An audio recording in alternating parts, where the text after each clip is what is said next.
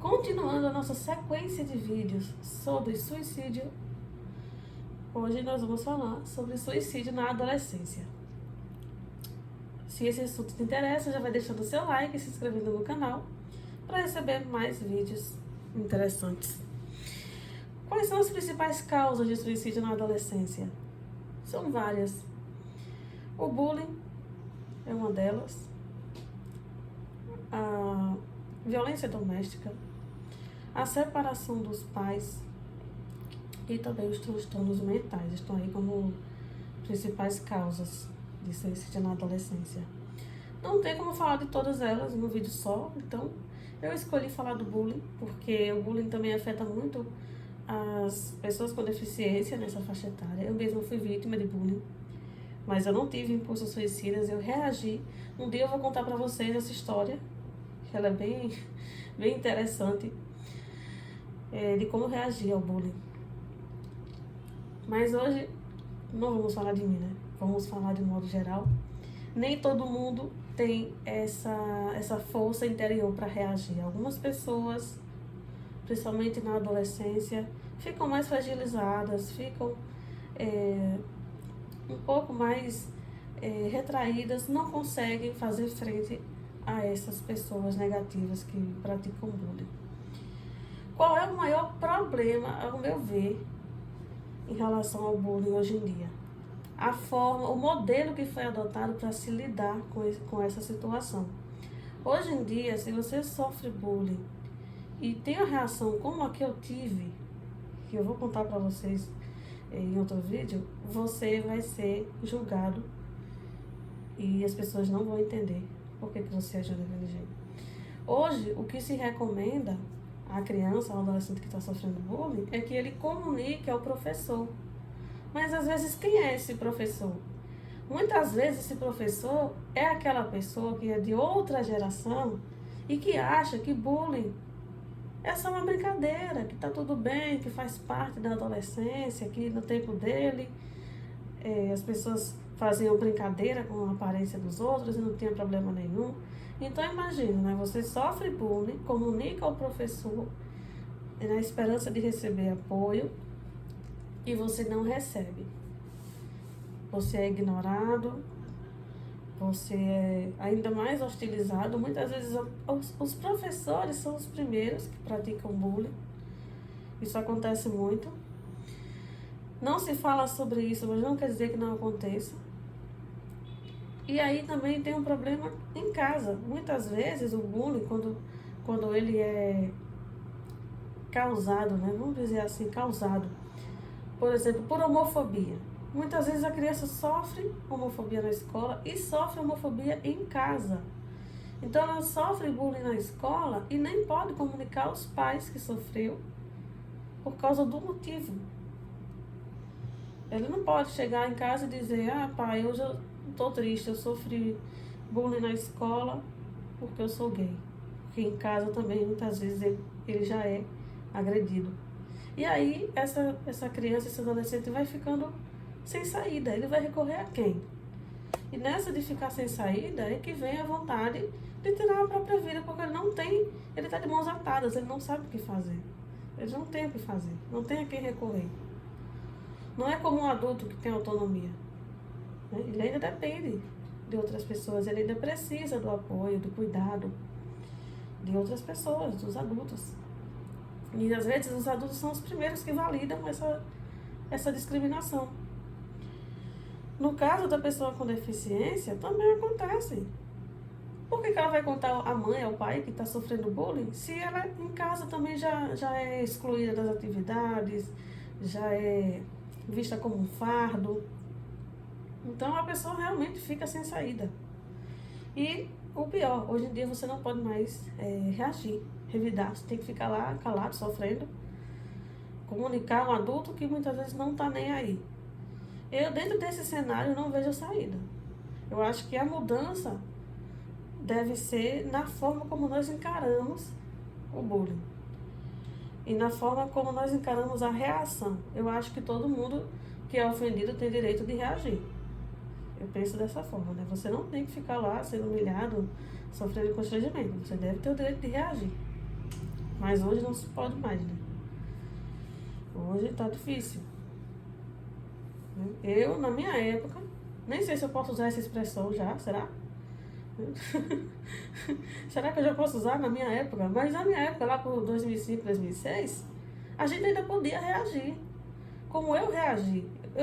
Eu sofri bullying desde os meus 5 anos de idade. Tinha um grupinho que pra eles era brincadeira, mas pra mim não era não. Eles me cutucavam, assim, com o dedo, em partes que doíam, né? Aqui na barriga, aqui embaixo do braço, pra fazer cócegas, e saíam correndo. Mas por que eles corriam? Porque eles sabiam que eu não ia conseguir pegar. Eles eram muitos, eu não estava vendo, e eu não ia conseguir pegar. Só que um dia eu consegui. E aí nesse dia eu me vinguei. Nesse dia eu me vinguei. E a partir desse momento, nunca mais eu sofri bullying na minha vida, porque eles viram que eu não era a menininha vulnerável que eles achavam que eu era. Eles se enganaram, eles viram que eu tinha reação. Então, eu acredito firmemente que a gente deve reagir sim, que a gente deve ensinar as nossas crianças, os nossos adolescentes a reagir. Não é revidar, é reagir. A gente tem que reagir, porque a geração anterior à minha ainda é aquela geração que acha que bullying é brincadeira. Confunde bullying com brincadeira. Brincadeira não causa esse tipo de dor.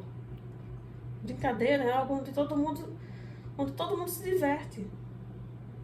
Se o alvo da brincadeira não se diverte, é porque não é brincadeira, não é engraçado. Quando o alvo da piada não ri, é porque não é engraçado. Então, eu sou a favor, sim, de que a vítima do bullying reaja, coloque cada um dessas pessoas maldosas em seus devidos lugares. E eu acho que deve ser feito um trabalho de fortalecimento da vítima, para que ela reaja, para que ela tenha forças para enfrentar essas pessoas. Porque essas pessoas que praticam bullying hoje são os homofóbicos de amanhã, são os racistas de amanhã. Nós tivemos um caso aí recentemente de um menino que era bolsista, ele estava estudando numa escola bem chique, né, escola de elite mesmo, só que ele morava na periferia, e ele era negro e gay, e estava sofrendo racismo com homofobia. Ele não aguentou e se suicidou. É bem recente esse caso. Ele estudava no Colégio Bandeirantes, um dos mais conceituados, né? E será que ninguém sabia? Será que os professores não viam? Não tinha um inspetor? Não tinha alguém que trabalhasse lá que visse essa situação? Claro que viam, mas ninguém queria intervir. Quem é que vai intervir para defender o menino da periferia, do filho do doutor fulano de tal, do filho do deputado fulano de tal? Não vai. Então a gente tem que ensinar a criança a se defender, sim. A gente tem que ensinar que ela não deve ser um alvo fácil. Isso pra mim veio naturalmente, porque já é da minha natureza reagir assim. Já é da minha índole. Mas tem pessoas que são mais frágeis, nem todo mundo reage da mesma maneira.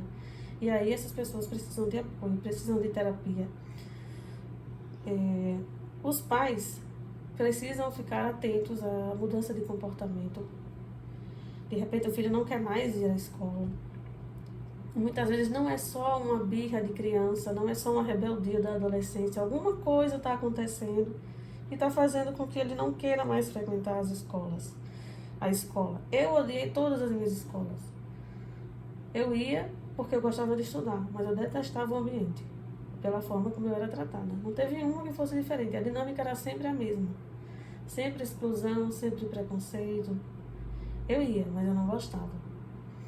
E também a gente deve tirar da nossa cabeça essa ideia de que a criança deve passar por isso, deve sofrer para se tornar mais forte, para se tornar melhor. Não precisa, ninguém precisa passar por isso. Eu não precisava ter passado por isso.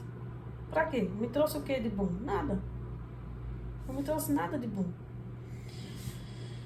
E é isso, a gente tem que mudar nossa mentalidade e as escolas têm que mudar a forma de encarar, de lidar com a situação.